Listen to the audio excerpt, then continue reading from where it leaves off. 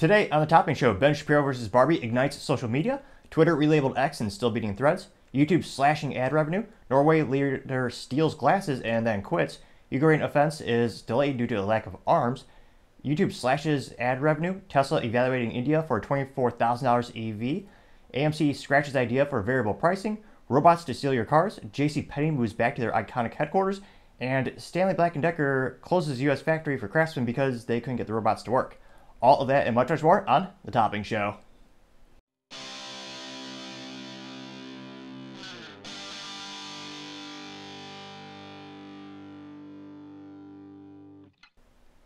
Thank you everyone for taking the time to tune in today. Today's episode of Topping Show is sponsored by Topping Technologies. Topping Technologies is an IT value-added reseller services company with a special proficiency in IT security. Heck, see their founder release twice a day. Gotta say he's quite handsome and brilliant. He's me, that's the joke. If you're an IT leader or business owner and need a little assistance, you can reach the team at sales@toppingtechnologies.com. Now, going on to the business part of the podcast, you have JC Penney moving back into their iconic headquarters. Now, their iconic headquarters are located over in Plano, Texas, over off Legacy Drive, one of the largest and probably most iconic buildings of the area. Used to occupy the whole thing, and it looks like a little bit over more than 120-year-old company is now moving back. So it looks like they're going to take approximately 320,000 square feet of the 86-acre campus, which a lot of people are calling Legacy West, as you have Legacy having the highway divide the areas. We have Legacy East, which is the Shops Legacy that many people know locally for having a bunch of iconic headquarters, from Hilti to the old EDS HPE offices. And then you have a bunch of the shops, kind of the name implies, we have restaurants and what have you. And it looks like the new office for the JCPenney's occupancy is going to have about 2,000 employees. Has everything from pickleball courts, arcades, golf simulator, got fitness centers, open office space. It'll be interesting to see. Hopefully the iconic brand can make a comeback. They went through bankruptcy about 12 and a half months ago. About 12 and a half months ago. So they're under new leadership and new ownership. And hopefully they are able to make a comeback. Now, other interesting business news, you have AMC movie theater scratching the idea for their variable pricing. Now, that's probably going to be the best case going forward. I did a poll on LinkedIn, and granted it's a small sample size, about 3,000 people saw the question. The question being, should AMC or movie theaters in general have variable pricing? And 85% of the 200 people who voted said no, they should not have that. Now, variable pricing would mean basically you pay more and you get to go closer to the screen, or you have more of a premium spot, whether it be right in the center, middle, or what have you, so there would be a variable pricing. And of course, everyone immediately pushed back saying, yeah, we don't want that. That's not going to fly in America. Now, interestingly enough, movie theaters in other countries do have assigned seating, where it's this very specific case where you have it assigned, but last time I went out of the country, I didn't notice that it was actually a variable pricing. So perhaps that was the issue in the United States specifically with this initiative, as these movie theaters are trying to grappling with how on earth do they make money when more and more people are just literally streaming things at their house or just downloading things at their house. They don't want to pay $15, $20, $35 for a bucket of popcorn that costs 18 cents to make. The use case for movie theaters is getting harder and harder, which is really why the only time you see people going to movie theaters is when you have these big blockbuster billion-dollar productions where you want to see explosions on the big screen and stuff like that. The average, that's why you don't see a lot of the small movies being made or the medium movies being made.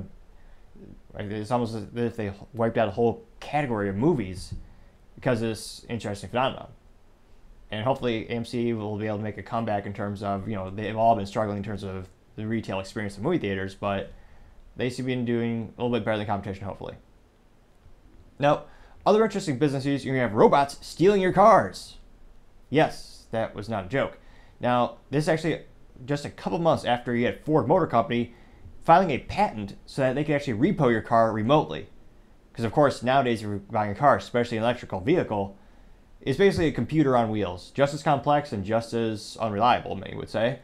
And if they actually had individual patents filed by Ford so that if you're delayed on your payments for your vehicle, they could remove some features such as disabling the air conditioning, disabling the radio, maybe the heated seats.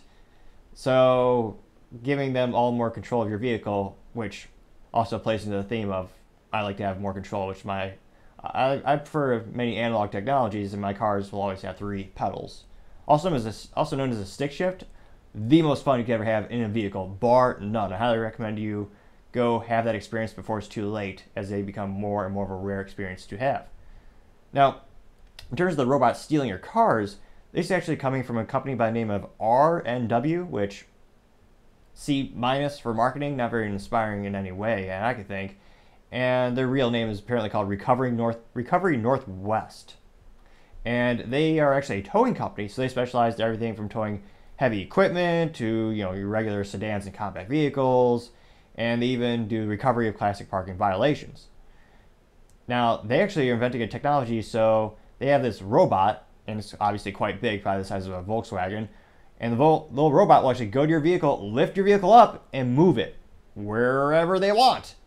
Whether that's moving it outside of a illegally parked section or just actually going to a landfill or the repossession lot. But it seems as though the robots are getting smarter and uprising. Now, time shall tell to see how widely adapted this is, because right now the cost would be pretty prohibitive, I would think, compared to the traditional towing methodology where you have an independent towing operator, they show up, they jack up the car, they leave. But you also have the cost of human capital, then the increase of all the insurance and the liabilities, where you have the human factor, and the human error is always present. So it'll be interesting to see how long it takes for this technology to be rolled out on a wider basis, and what's the adoption rate in the towing industry in the community. Time shall tell. Now, other interesting business news, you have actually more automotive news with Tesla evaluating a $24,000 EV vehicle, which is ridiculously economical when you consider the Nissan Leaf, which that is probably one of the most well-known mass-produced electric vehicles, also known as being a joke just in terms of reliability, styling, or lack thereof, but they were able to mass-produce it nevertheless, and 18 people bought it. I joke, they probably have a couple dozen purchasers, but the Nissan Leaf was known for being a cheap EV vehicle. Is right above the engineering probably put into a golf cart. Maybe a little bit more. I think they had air conditioning. But Tesla's, for most of my lifetime, or for most of the company's career actually, they've been a premium product. Their first vehicle was a sports car with basically body panels of a Lotus Elise, and ironically enough, Elon actually said that with how much money they thought they were going to save by retrofitting a car versus make one ground up, they should have made it ground up. But then you have their sedan, I think there's Model S, the SUV. They're more premium products. The first most popular one was the Model S with the 4 doors, and that was over $100,000 for an EV vehicle, which a lot of celebrities, and it's a nice way to see people who are self-indulgent, or they want to brag. Not bombastic. People who like to project their virtues. But they promptly bought up those vehicles regardless of the gaps, or as a funny meme with all the door gaps and lack of quality control. But they were the first purchasers. They're the people who spent the most amount of money. But Elon's long-term goal all along was that business model. Come out with the premium product first. It gives you the profit margins to reinvest in the business. And as you're building it up, you can actually get to that large scale where eventually you can get the entry-level vehicles. Traditionally, entry-level vehicles are garbage, fiscally speaking especially. They usually lose money. Like General Motors, when they had the Chevy Cruze, when I was in the automotive industry, a dealership would lose about $485 every time they sold a Chevy Cruze if they didn't sell anything else. So that means they have to sell financing, accessories, all that stuff. Otherwise, they lose money, because entry-level compact vehicles, it's a price game. People who are buying them, typically, they are price conscious. It's the antithesis or the exact opposite of an SUV, which is why you'll never see SUVs go away, because that's where so much profit is. The perception of quality is greater than the cost. That's why people in the United States especially, they're willing to pay more for a crossover, an SUV, or a truck, which those are all extremely profitable things. Which is also why Ford got out of the compact car game. They focused mainly on the Ford F-150 series, their trucks, SUVs, and now they have the EV models as well. Now, it'll be interesting to see, this is from an anonymous source telling Reuters, and it looks like Tesla's taking steps to create a more affordable electric car, sending representatives to India this month and discuss building a factory there. Now, they've had issues in the past where they've had negotiations fall through with the Prime Minister of India, because obviously when you're doing business with different countries and companies, they all have different stipulations of what they want. Some other countries, there's a little bit more of a quid pro quo, also known as bribery. In the United States, that's mainly out of style and out of culture in terms of it's not acceptable, at least in my IT culture.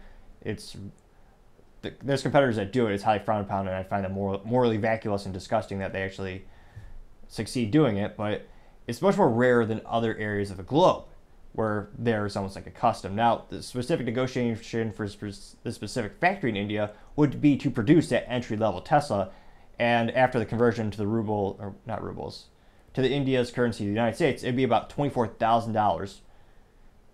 Now, that would be insanely good because that's about 25% cheaper than Tesla's current lowest cost model, which is the Model 3 sedan sold in China, and that one's $32,000, which is pretty damn cheap for a Tesla. And it'll be interesting to see how quickly are they able to get in these negotiations, or just even go through. You had Apple spend years to get their very first store in India, and that was actually about 6 months ago, where the CEO Tim Cook actually flew out there, and it's because they actually had to have manufacturing facilities there. That was a prerequisite for them allowing to have actually an independent brick and mortar store. They had third-party sellers, of course, but there are a couple hoops you have to jump through. And how many hoops does Tesla have to jump through, and how many does Elon want to jump through?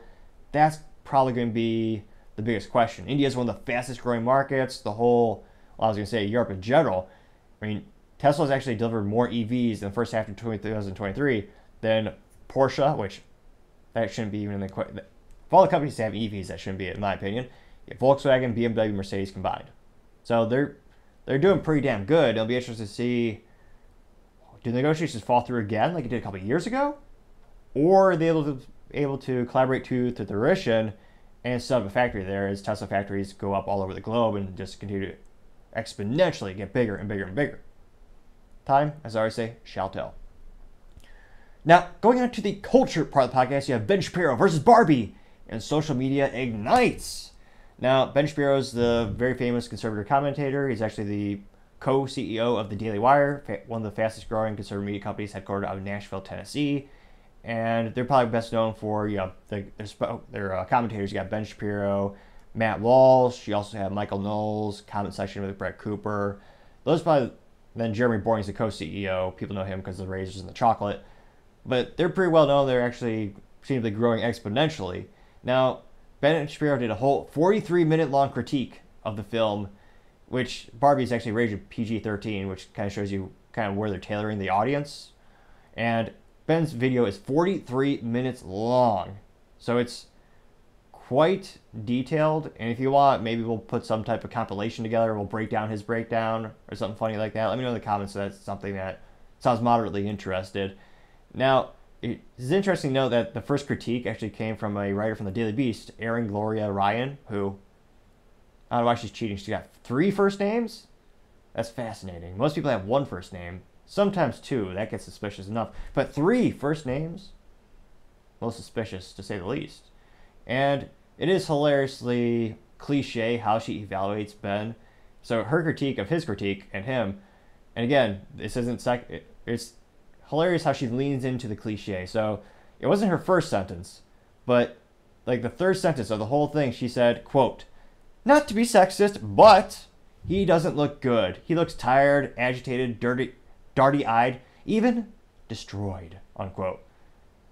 So it was kind of hilarious. The very first thing she did critique was his appearance, which spot on in terms of cliche and critiquing. Before she looks into his content and his actual review of the movie or the points he's trying to make, she immediately just goes to, oh yeah, he's not styling. Now, some would say quite the opposite. Ben perhaps was styling for the movie. He actually dressed up as Ken to see the movie. I was a little disappointed he didn't dye his hair to go really get full into the Ryan Gosling character, but I know maybe he was pressed for time. Now, that video that Ben Shapiro produced, within 48 hours, it got 1.3 million views, which is astronomically successful for YouTube. Most videos are lucky to break 1,000 views. And actually, now that I think about it, don't forget to take 2 likes, subscribe, and comment, because obviously it helps the channel out. The more you share it, the more we can grow it together, the better we can increase the production quality. Now, when it comes to Ben's critique of the whole film, he mainly noted, or the quote that many people have taken away was his saying, quote, "Angry feminist claptrap that alienates men from women," unquote. Which, yes, seems to be pretty true. Now, I did watch the whole 43-minute critique that Ben makes of the movie, and the whole film is basically that in a nutshell. It makes men look terrible, of course, and I don't know who's dumb enough at Mattel to greenlight this, but in the movie they make fun of Mattel and they call Mattel sexist. They implied that Mattel had a board of directors. It was all man, it's old boys club. But if you take 2/8 of a second to actually Google the board of directors at Mattel, I believe it's a 5-6 or 6-5 split or breakdown of men versus women. So in terms of a board share, that's unprecedented, and you usually do not see that. Also, the CEO of Mattel for 30 years was a woman. She's actually one of the most famous. I believe she was the inventor and of many of the products lines there. So that kind of goes against logic, as most of the movie does. But throughout the whole movie, they make Ken, of course, look like half the movie was them talking about how much of a disadvantage it is to be a woman in modern society, which is not statistically correct in any way when you look at the breakdown of workforces and you look at all the benefits. So let's just think for 1/10 of a second, who has a longer lifespan? Well, that's women. They certainly have the longer lifespan. Who spends less time in jail? Well, that's women. Who dies more in war? No, men do. So women have an advantage there. Yeah, they have a lot of advantages. But in the movie, of course, it's used completely. And also, it's perplexing to think who this movie is for. Now, I think Ben missed out in terms of his audience analysis. He noted that his critique was he thought it was mainly for moms with 8-year-old or 9-year-old children.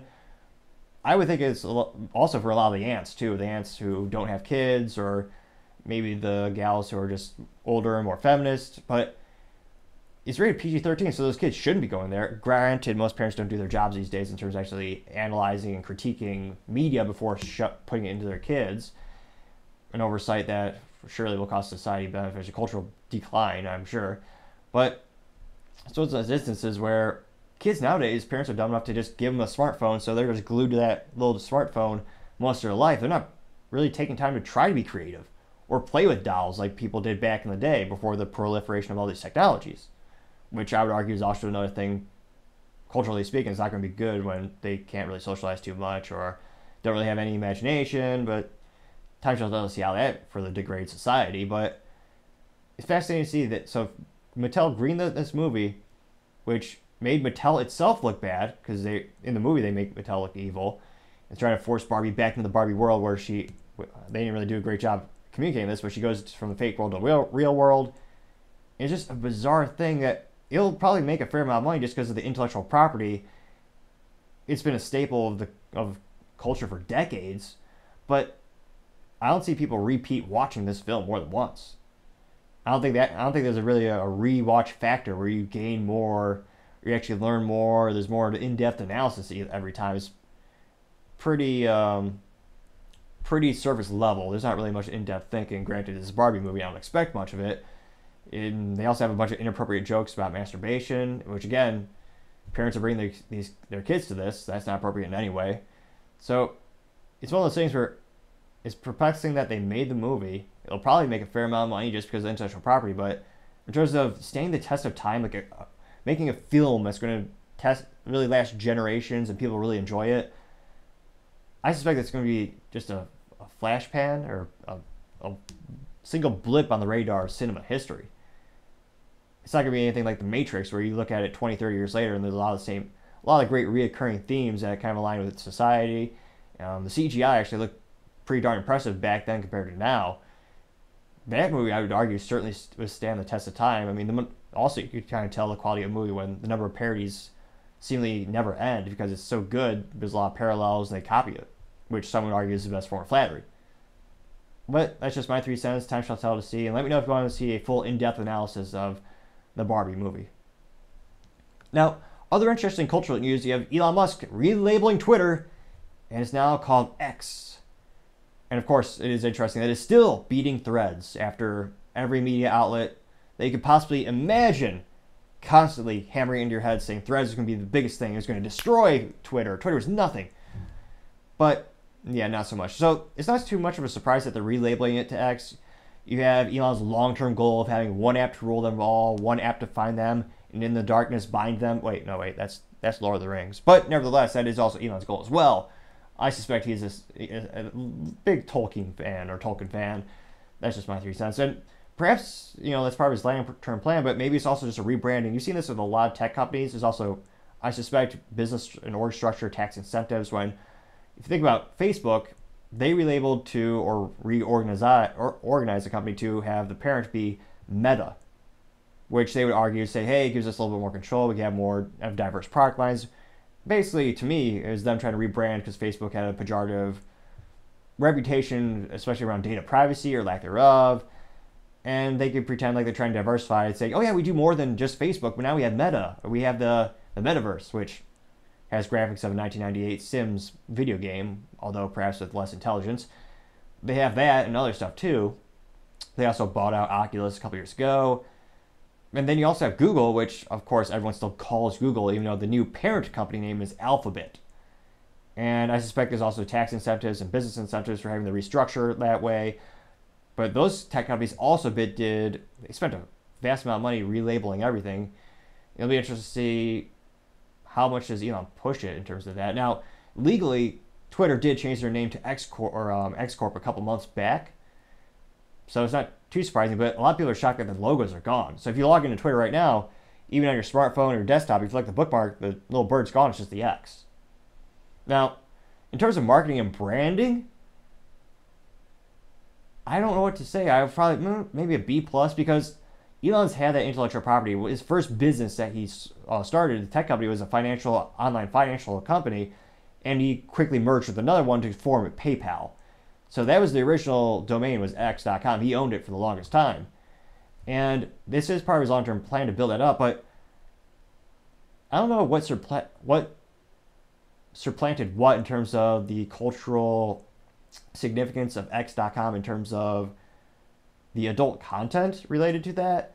I mean, they're allegedly, I would never know, but it's one of those things. Well, actually, from a business perspective, I'm fascinated. MindGeek is a big company that owns pretty much all adult content. They're headquartered out of Canada. There's a tech guy who actually bought up all the studios, and from a business perspective, a very fascinating use case. But in terms of just the optics of an x.com or X, I don't think it's as widespread positive as Elon thinks. Because you do have X videos, which, of course, as it would sound culturally, that's probably most people to refer to that and understand that is an adult content video. And Elon is trying to build the one app for everything. Just the optics of having x.com for like financial, or I don't know if the brand is as strong as he thinks it is, or if he has the resources. Well, if anyone has the resources, he does. I don't know what kind of marketing initiatives and planning you'd have to do to change the whole cultural reference for that domain and for that idea. I'm sure he's capable, but it seems like a big marketing and big cultural shift you'd have to make to have his idea come to fruition. Now, the good news about Twitter, or now X, is that they're still beating Threads. Now, it looks like Threads is basically disintegrating, especially with their average user time, which when you're measuring an app in terms of performance, when you're talking to advertisers, which that is what Elon is really desperate of. They need advertising dollars because they're still losing money. When you talk to advertisers, there's a couple things they always look for in terms of metrics. One of the most important metrics specifically is screen time, also known as how long do the users have their eyeballs glued to that screen without doing another task, or how many hours a day are they spending worshiping that little light box in their pocket. Now, Threads had started off relatively strong for the industry. It looks like their average screen time for a user was 19 minutes a day, which obviously they want more the better in terms of you want that number to be huge if you're the app company. But within a couple of weeks, their current daily rate right now is closer to 4 minutes. So that's horrible retention, and people are barely checking in these days. Now, it also doesn't help that there's not even a search function on Threads apparently, so you can't actually search for a topic or an idea or a genre. You can only search people. So that's a big limitation in and of itself that gives you less incentive, because what if you just want to watch a video about, I don't know, people go crazy about like a cat in a coffee mug, or a dog, or a new puppy, or something like that that's really internet viral material. Well, you can't really find that. You can only find like a username related to those topics, and even that would be pretty limited because a lot of people don't have usernames that correlate to their topics. So that's another thing that's holding them back. Now, Threads had started off pretty strong in terms of the number of users, within the first week, they had 100 million users, which is unprecedented for an app success. Also kind of false in my opinion, because it wasn't really like they had to do a lot of effort to become a user of Threads, specifically because it was an app decided app decided app. So if you had Instagram already, all you do is basically check a couple boxes, signing away your privacy and your soul, also including they'll know everything about you, including your credit score, sexual orientation, religious, everything. And it was very low barrier to entry, so pretty easy to sign up, and they actually were brilliant in terms of you can't delete it without also deleting your Instagram. So I suspect that total users overall won't really change too much, but the number of active users is dropping down precipitously day after day after day. Now, contrast that, Twitter, their number of active users, now, over about a week average, every day, their average number of users, 200 million, which is insanely better than Threads. I know they've been around for quite some time as well. You can also argue so is Facebook, so maybe you should have had a better conversion rate as well with Mark's idea. But Twitter has 200 million daily active users. And those users, more importantly, spend an average time on their screens for 30 minutes. Now, this is according to a third-party study by a company by the name of Sensor Tower. And that's a lot more time. And advertisers love that. Now, the issue is that Elon has right now is still, advertisers are still wary of Twitter. Ever since he bought it, they're about 50% down in terms of advertiser dollars. He tried to offset by having the $8 per month subscription service, which I think I bought about a couple months in after he started the company, just so I could support the idea of free speech. Now, unfortunately, he is far from a free speech absolutist, and it looks like the new CEO, Linda Macarena, I'm just kidding, Yacarino, but she might do the Macarena, perhaps. There's no studies that say she doesn't. But nevertheless, her whole background is advertising. And she was brought in to bring back those marketing dollars. Rudimentarily speaking, that was, I believe, the main reason he hired her. And this rebrand might help because then they can go to advertisers, maybe go to all the big boys, got, Apple, Visa, MasterCard, all the big companies, and go, hey, we're a new company. We're not Twitter. This is the new Twitter. This is X.com. This is X, the X app. So that, I don't know how many advertisers are going to be, I don't want to say fooled, but I don't know how much of them are going to have a change in comfort level in terms of advertising on the platform now versus before, just because they're changing the name and logo. They're probably going to be more incentivized because of Linda's stance on, or rather her lack of stance on the free speech, where they're actually starting to, again, unfortunately, suspend, threaten people. They're actually starting to censor more. They're proclaiming, freedom of speech, not freedom of reach, which is BS. All that means is we're going to blacklist you so no one can actually see you unless you specifically search for someone. Which, what's the point of having a follower if they don't see your stuff when you tweet? I would argue basically nothing, which is why they want you to buy tweets. So you can actually pay to promote your tweet, which I don't know any user or individual who would do that feature. I've thought about maybe trying that for my tech company as we try to do promotional events where we're having an upcoming Topgolf event. So I thought maybe throw in $20, $30 to see how many additional people see that and how many people register for the event.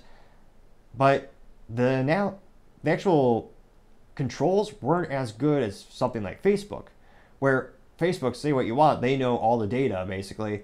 You can actually very well filter your promoted posts on Facebook. So if your business wants to target specific people based on geography, job title, age, gender, there's a lot of variables you can control, including the cities. But with the Twitter, it seemed like a lot less controls. I might do an experiment and try a little bit more, but it also had a higher increase of cost. For Facebook, I think the minimum is like $5, so most people could gamble that on a marketing initiative. You're not going to get a lot of hits or a lot of views additionally for that, but it kind of like the training wheels. It lets you try out the experience of doing an advertisement on Facebook's platform. And I would have thought Twitter would have a much lower price point. I think the cheapest is, I believe it was $100, which for most people, that might not be anything. But if you're a small business or if you're just trying it out for the first time, I mean, that may or may not make sense to do. So actually, if I go to twitter.com, the website is still twitter.com, but the logo at the top left is an X. And it looks like the tweet still says tweet. And the search bar says search Twitter. But if I tweet something, And I'm going to say, like, let's see, that's my business account. What if I go to my discard, go to my personal account? I wonder how much it would be to promote it. Tweet. And interestingly enough, I'm not seeing it now. So it'll be interesting to see where it goes from here. So it's a good idea, but how will it be executed and will it really lure in advertisers? That's the big question, because they still need to break even at least. And obviously they need to make money because Elon also has investors. He didn't just buy it this himself. Yes, he is the largest shareholder and he put up the most money to purchase it, but you also have individuals, countries, as well as banking institutions that backed him as well. And they're looking for an ROI. Historically speaking, Elon's pretty good at making a good ROI, and he's had a very successful career and a track record. That being said, no one is perfect. Could this be the first time he falls? Who knows? Time shall tell. But as Threads starts to dwindle away, it seems Twitter is a little bit more secure than many thought, or perhaps many were desperately hoping on mainstream media, as you had every news outlet from the left to even, I know Fox News nowadays has been demasked, so a lot of people just call it Diet CNN, but a lot of the mainstream news outlets, including Microsoft's LinkedIn, they're all saying how Threads is going to crush Twitter. And apparently that little bird, or I guess in this case, this little X, is a little bit stronger than I thought. Now, other interesting business news, somewhat related to Twitter and social media, you have YouTube slashing ad revenue for creators, which, that's not good. Although, it doesn't affect us yet because we're not monetized yet. Someday we will. That's the hope. Also, gives me another opportunity to do the cliche plug of please taking time to like, subscribe, and comment. Obviously, that helps out the channel. The more resources we get, the more we can increase the production, yada, yada, yada. Goal is to try to get to 3,000 subscribers in July. I know we only have a couple days left, but I'd really appreciate it if you take the time to click that button. Now, it looks like this comes from a couple of YouTubers who noted that specifically and oddly enough, back in November 16, 2022, the revenue per 1,000 views dropped 70 to 90% overnight, which is astronomical. Now, YouTube claimed, of course, well, YouTube is owned by Google, which is owned by Alphabet, a lot of companies involved here. They claimed it was a simple bug and then it got fixed. But I don't think anyone is foolish enough to believe that. I mean, Google is one of the most robust tech companies on the planet. They have outages and issues every once in a while, but to have an issue that directly is an advantageous to them, that's when I get, personally, when I hear about things where companies, politicians, businesses, every time I hear, well, there's a clerical issue, if it's to their benefit, then I'm automatically a little bit more suspicious of what could possibly be going on. Now, keep in mind, a trend of YouTube and the industry in general is losing ad revenue. When I say losing, it's decreasing every year. So YouTube, specifically that platform, they're getting about 2% less money from advertisers every single year. That adds up, and that's, even though 2% might not sound like a lot, we're talking about 2% of billions of dollars. So they need to cut the cost somewhere because they're making less money. Also, another thing to remember about YouTube, most of the content on there loses YouTube money. So when you look at most of the channels on YouTube, most of them are not actually monetized. So you have a lot of the independent and smaller channels where they're just making content. Right now, YouTube is paying to host this video on their infrastructure. They're not making any money off of it. I'm not either, but someday I will, in theory. And also, if you have any technologies, time technologies can assist. The only reason this channel can exist is because it's subsidized by a tech company I own that is able to buy the resources for the editing PC, the camera, but if you look at YouTube, most channels, YouTube's losing money. Because just think about a rack mount server, which pejoratively speaking, if you're not in tech, it's basically fancy talk for someone else's computer. So instead of having a laptop, hosting the website, hosting the video on your desk, is in a data center, in a rack of servers, but Google has to pay for that hardware. Not only are they paying for the server, so the actual hardware where the video resides, but they also have to pay for the storage capacity. They have to pay for the data center. Data center has cooling, heating, internet, network. So you have to buy switches upon switches. There's a lot of infrastructure behind that. And I'm actually surprised YouTube isn't cutting or increasing the requirements to post videos. Yes, they need a massive amount of content. One of the reasons they're the most popular platform is because they bled money for years to build up the population. Bleeding money being a financial term where they're losing money. So they did that for years. So I tell people when it comes to building those platforms, Google was only one of the few companies that could do it. Rumble is slowly getting better and better and better. But you notice a few things. They limit the quality of their videos. They're starting just now to pay creators, so they're making a lot of progress. But the video quality, the 4K video, especially, I'm surprised you can do that for free on YouTube. I can post my 4K video there. That's even more data that they have to compress, they have to store it.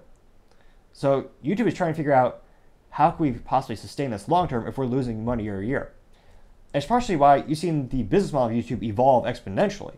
That's why if you join a live stream, they are really encouraging people to do the stickers, the super chats, and I believe those have a breakdown of about 70-30. So 70% of that money does go to the creator, but YouTube gets 30%, which is pure profit if it's just a sticker, or if it's the live stream chat, they just highlight your chat and it stays up. So hopefully the creator will read it. I think this is most famously done on Timcast IRL, which is a pretty good podcast, as well as a YouTube show as well. But that's something that doesn't cost YouTube too much money in terms of the technology to make those things happen, but it helps them make a little bit more money off of it. And they also have an issue, or not an issue, they have an idea. I don't know what the adoption rate is, but you can actually subscribe to a specific channel. So not only can you have the free subscription, so if you just click that button right now to subscribe to the Topping Show, it doesn't cost you anything. Maybe 0.8 of a calorie to click the button and 1/10 of a little bit of brain power to click it. Well worth the click, I highly recommend. But there's also a separate one where you can actually pay to subscribe to them. And of course, there's a breakdown between how much YouTube gets versus the creator. And when you look at all the articles and you listen to YouTube creators who have millions of followers and they make 100% of their living on the platform, they'll tell you about the analysis where YouTube is pushing those ideas very heavily. Because YouTube is trying to think, we're getting less and less money for advertisers, very similar to Twitter. How can we reverse this trend? Because we need to keep up our revenue. We need to make this more profitable if we want to continue supporting the infrastructure behind it. And it'll be interesting to see how much of this is also involved in politics. Because obviously you have, elections every November, midterms, presidential elections, and depending on who's in office, you have usually different tax breakdowns for that affect businesses and individuals. How will Google be affected by the next presidential candidate, or how will that maybe change? And will they have to censor certain politicians based on how they believe with Google? It wouldn't be the first time, but it'll be interesting to see how does their marketing, how does Google and YouTube continue to profit off the platform when they're getting less money quarter after quarter after quarter, year after year after year from advertisers. Advertising, in terms of business breakdowns, that's one of the simplest things to just cut. Especially because most businesses, and again, not to sound pejorative of other business practices, but a lot of them can't really measure their ROI for some marketing initiatives. In terms of, that's why I'm always pessimistic when it comes to why do automotive companies pay for an advertisement on TV? You see a video of a car going down a road, okay, but how much of that is really influencing the customer to go buy that vehicle? It's really hard to say. Even if you have the opportunity to sit down with the customer and you ask them directly, why do you purchase this car? It may or may not, they may or may not tell you the truth, or they might not even tell you that commercial. It might be subliminal. There's a lot of variables that go into it, and depending on what you're doing, it's hard to measure, so management cuts marketing. I see this from a tech company in terms of when we're doing partner events with tech companies that we represent, we sell and install and actually do services for. When it's a down economy, they will sometimes cut down on their marketing with other partners because they don't measure an ROI. With my company, we're very good at quantifying everything in terms of, who registered for the event, what's the follow-up look like, what's the pipeline generated, what's the ROI. When it comes to YouTube, that's a little bit hard to quantify for them. So it'll be interesting to see how does YouTube evolve as they're trying to adapt and try to make sure that they're going to reverse this trend. Because that's a scary trend. 2% adds up more and more and more. And before they know it, it might not be a profitable venture. At which point, Google, they have billions and trillions of assets. Instead of making the money, they would have to subsidize it with different parts of the business. And depending on what the CEO's vision is for long-term success of the company, that may or may not make sense to do. So it'll be interesting to see, and I always say, time shall tell. Now, going on to the political part of the podcast, you have a Norway leader stealing sunglasses and quitting, which is also kind of a hilarious contrast to United States culture. Now, this is a Norwegian left-wing party leader by the name of Bjorn Moxnes, and apparently he resigned Monday after stealing a pair of luxury sunglasses from an Oslo airport. which is a hilarious contrast to the United States, where you literally have politicians magically become multi-millionaires. Some would say some would say that's because it's insider trading and they're legally allowed to do that. I wouldn't say that, though, and I would also never kill myself. Let me make that very clear to any of the long-term politicians that may be mature women whose name rhymes with Billary. I said too much. But nevertheless, her husband is brilliant. He actually has better stock trades than Warren Buffett. And Warren Buffett full-time is the guru of Omaha, many call him, because he's the most successful. But somehow this politician's husband is better. Fascinating. But, of course, they never quit the United States, left, right. They just kind of keep on going. Now, it looks like Moxes leads the Norway's Red Party, which has 8 seats in the Norwegian parliament. And he was actually caught on camera June 16th stealing a pair of Hugo Boss sunglasses in a duty-free shop. So this is hilarious. He's already getting a tax break because there's no taxes in a duty-free shop. One of the benefits to being duty-free. But he still thought he was going to steal sunglasses, which, especially Hugo Boss, kind of low. It's not very classy. And after the surveillance video went viral, and it looks like he called in sick at the beginning of July. I guess that, in terms of being a politician, that's pretty politician of him to wait about 25 days later, potentially, just kind of chilling, and then deciding, oh yeah, now I'll quit. It'll be interesting to see what happens from here, but in terms of political news, that's pretty interesting for someone to actually step down for stealing sunglasses. Moderately entertaining, to say the least. Now, other interesting political news, you have Ukraine offense delayed because of the lack of munitions, according to Zelensky, which, just as a friendly reminder, Zelensky is the t-shirt wearer, notorious t-shirt wearer, sometimes a polo, sometimes who was a former comedian and now is a president who banned elections in Ukraine. The United States has given them over $100 billion, and he showed up to Congress in a t-shirt. As a wise man once said, suit up for important occasions. I always do. Now, when asked for comment, well, no one really ever asked for comment, but I guess someone did. Now, Zelensky said, quote, "We did have plans to start it in spring, but we didn't because, frankly, we do not have enough munitions and armaments and not enough brigades properly trained in these weapons. Still more that the training missions were held outside Ukraine," unquote. And this is an interview that, of course, was done on CNN. And fascinatingly enough, I thought we were told we were only supporting them because they're on the defensive. Because there's a big difference in technologies and weapons that you give to someone if they're on the defensive versus the offensive. In true hypocritical form, the United States, at the beginning of this war, or conflict, whatever you want to call it, the U.S. actually said, we're not going to send cluster bombs to Ukraine because they're similar to landmines. They are indiscriminate in terms of, depending on what models you have, it's a cluster bomb, as the name would say, is not strategically going after one target. It's a blanket. So we said we're not going to give it to them. And in fact, we said we're not going to give it to them because it might even be a war crime. And we actually accused Russia of using them against Ukraine and said, hey, that might be a war crime. If it's true, we might have to intervene. Interestingly enough, now the United States, of course, changed their mind. They're going to send them all cluster bombs they want. And now Ukraine is apparently going on the offensive, which is counter to what we've been told since day one. Well, most of what we've been told has been wrong since day one. But nevertheless, fascinating development. Now, it looks like in May, Zelensky went around Europe on a 3-day trip that included stops in Italy, the Vatican, Germany, France, and the UK, pressing allies to send even more weapons to his military as he geared up for the counteroffensive.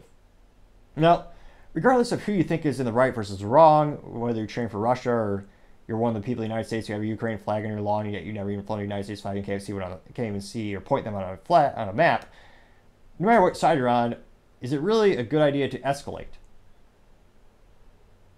I thought some politician might bring up the option of, well, what if they negotiated? But actually, ironically enough, the United States actually, via Boris Johnson, and very beginning, we said, no, that's not a good idea. Let's ramp this up. And now they're asking for even more weapons. And we've had rumors that China has just given a big refresh of armament to Russia's military. I believe this is specifically for some military hardware gear that the gentlemen, soldiers would be wearing, so it's wearable technologies. And it'll be interesting to see what goes on from here, but I think most people should be concerned that civilians are going to be hurt on both sides. And one would think that it'd be better to move towards some type of negotiation.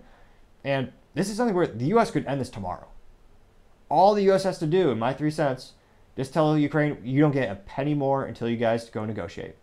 The U.S. is propping that up completely. Over $100 billion in cash, as well as military armaments. And now we're actually sending soldiers, not directly in Ukraine apparently, right into Poland. Perhaps to send a message. That's a tactic that has been used for many years. Hence, probably the most popular use case being North Korea versus South Korea. We have bases there as well. And many military men fighting, not fighting, they're stationed there. So it might be, maybe that's a tactic. Maybe it's to ramp it up. But unfortunately, it doesn't seem like this issue is going to get resolved. And there's a lot of people who want to go visit their homes, their families. And at the end of the day, I really hope we can resolve it as peacefully as possible. And it'd be nice to have the less bloodshed, the better. Time shall tell, but we can try to be hopeful. Now, going on to the business blunder of the day. You have Craftsman shutting down a $90 million factory in the best country state. Although I would argue it's a country. It was a country first. Texas. Now, Craftsman was one of the most popular brands in tool history. Now, it looks like Stanley Black & Decker actually bought the company in 2017 for $900 million. And specifically, the CEO at the time, and I believe still is, James Lorry, said they're hoping to, quote, re-Americanize the brand, unquote. Now, in terms of the brand and the history, it's been kind of an OEM, or original equipment manufacturer, or a white labeler more accurately, where a lot of the things they actually didn't make themselves. Now, in terms of company history, the Craftsman trademark was registered May 20th, 1927 by Mike Burroughs. He was actually the head of the company's hardware department. He really liked the Craftsman name, and apparently he actually bought the rights to use it from Marion Craftsman Tool Company for $500. Talk about the ROI, or the return on investment of the century. Took something that was worth $500 on paper for the name, became worth $900 million, which perhaps that's only second to the Dallas Cowboys in terms of taking something that was worth nothing, and now it's worth billions of dollars. They don't win games, but the brand is worth billions of dollars, so I give Jerry Jones many credits in that regard. Now, the brand was owned by Sears exclusively, so that's why that was the one place you can buy it. It was that location. It was brilliant in terms of marketing. It means you had to go to that store to get those. And in terms of his tool in Americana, it's kind of a cliched staple of the America. Every grandpa had a Craftsman wrench because they're damn near indestructible and they had a lifetime warranty. Historically speaking, they were actually manufactured by Emerson. So they were the manufacturer who actually made them. They would, put the Craftsman name on it, send it to Sears exclusively because they had that contract. Then they would sell them to the end users.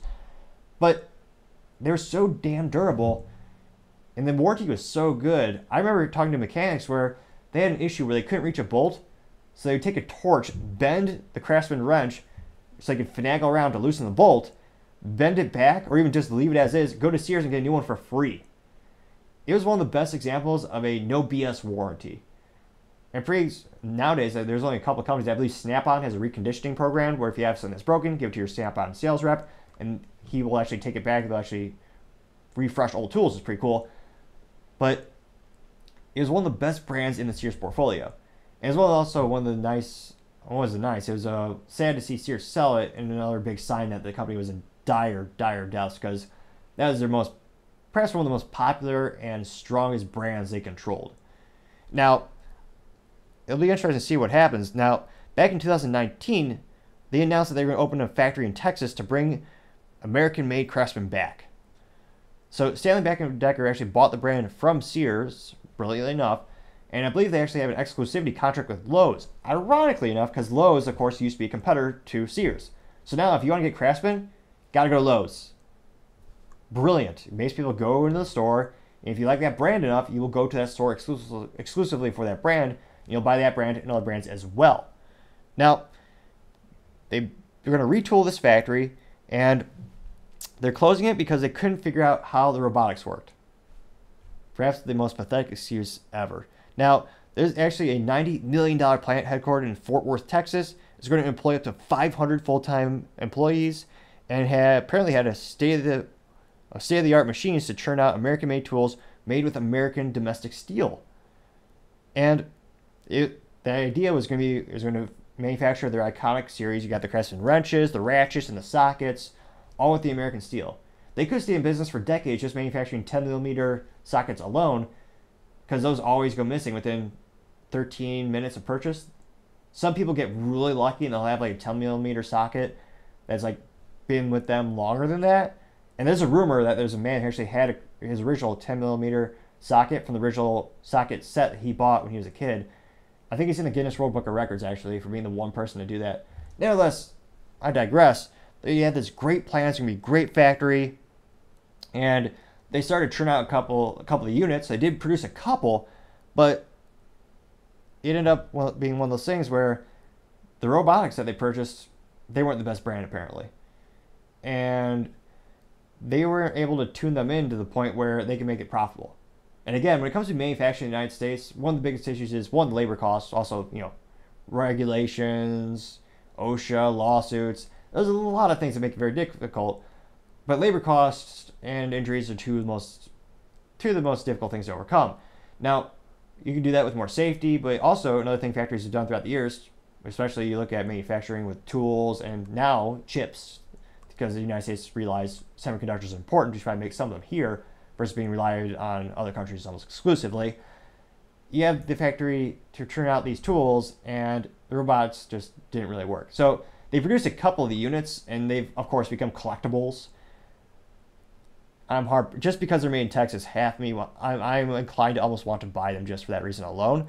But it looks like these were supposed to retail for $89.98 for a nice little red pack or a little carrying case, the terrible plastic ones they always come with. But nevertheless, they were supposed to retail for about $89.98 before tax. And now they're going for several $100s on auction websites like eBay, just because of the provenance of the factories being shut down. It's debatable if they're ever going to try it again because of the big upfront costs you have to do. So unfortunately, it seems like that'll be a good collectible. They're going for a couple $100s now on eBay. And in terms of, buy it while you can, this might be one of the rare opportunities where you probably should, because if they failed once with these robots, it'd be a prohibitive project to take on when they just did this project and failed so epically. I don't see them doing it any time soon. And hopefully I'm wrong. I really do hope they're actually able to bring back another factory in Fort Worth, employ those people who are working there again. They didn't ramp up to the 500 employees, but they did have a couple hundred, I believe. Because, call me old-fashioned, but sometimes American-made just makes sense. And gosh, I'll be darned if there's nothing more bulletproof than a Craftsman wrench. It's a staple of every toolbox. So hopefully they're able to get their jobs back, and hopefully they take another whack at it, and time shall tell.